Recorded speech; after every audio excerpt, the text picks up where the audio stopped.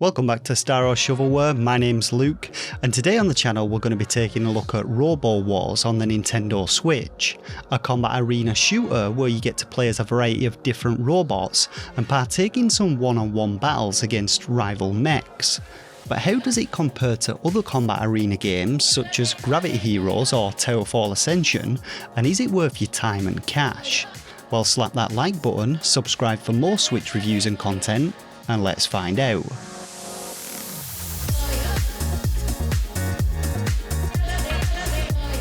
So no storyline at all in this one unfortunately, and so we're skipping straight to the gameplay.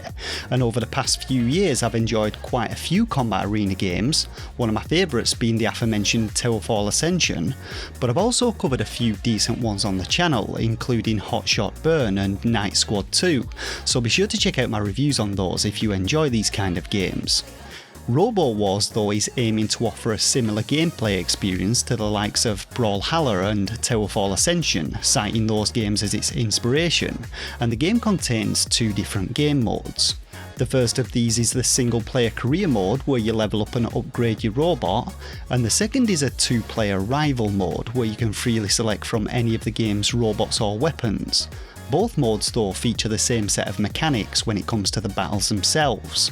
Now the career mode takes you through a number of different areas, each with their own visual design, and each containing 10 individual battles, with your opponents increasing in difficulty as you work your way through them. In the beginning though, these opponents offer very little in the way of resistance, and when it comes to the game's combat mechanics, they're in fact incredibly simple and easy to get the hang of. Now while at first glance you may assume Robo Wars to have a twin-stick shooter control scheme, in actuality your character automatically locks onto your opponent, and so all you really need to worry about is pulling your trigger and avoiding their shots with the aid of a jump via your jetpack. Both your weapon and jetpack have meters though, which reduce as you use them, leaving you unable to fly or fire if they deplete fully, and there's a short delay before they actually start to recharge themselves, so there is an element of skill involved in managing your ammo and fuel supplies. Combat itself though takes place in randomly generated arenas featuring things like platforms, explosive barrels and mines, and the battles are relatively short-lived, with the arena shrinking in size after around 30 or so seconds. Power-ups are also dropped into the arena every so often on parachutes, which provide a number of different benefits, including unlimited ammo, shields, health recharges and explosive drones, and these can really tip the battle in your favour if you manage to snag one.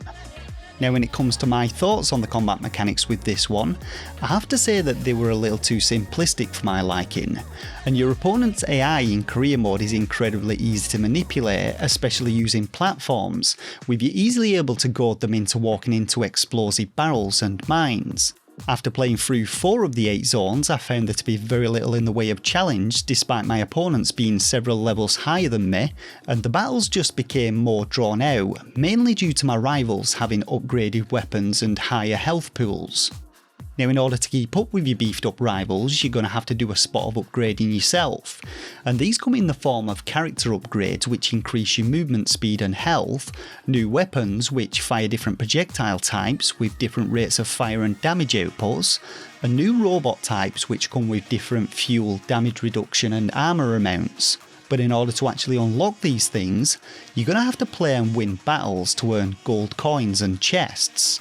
Now these chests function suspiciously similar to those found in free-to-play games, having timers which count down before they can be opened for free, or alternatively you can spend gold coins to open them instantly. And both the combat and chest system lead me to believe that Robo Wars was initially intended to be a mobile game, but somehow found its way onto the Switch instead. Just like mobile games, the contents of chests are actually subject to RNG, with you receiving an item at random from a pool, including gold, unlock tokens or upgrade tokens which come in a variety of rarities, and you're even able to buy additional chests which also come in 3 different rarities, though you can only ever have 4 chests at once and must open a chest to free up a spot.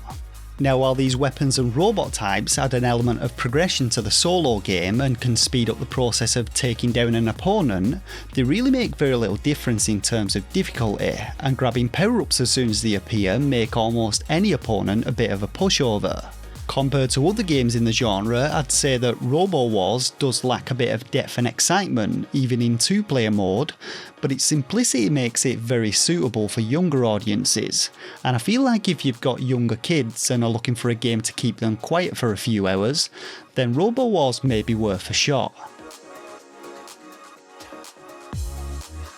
So, like the gameplay, both the graphics and audio in Robo Wars are kept very simple, and again they feel like they could have been plucked straight from a mobile game, though I did enjoy the visual variety of the game's robots. The game's sound effects are fine, nothing overly original, but they get the job done, and music wise, again, pretty generic stuff, but perfectly suitable for the gameplay.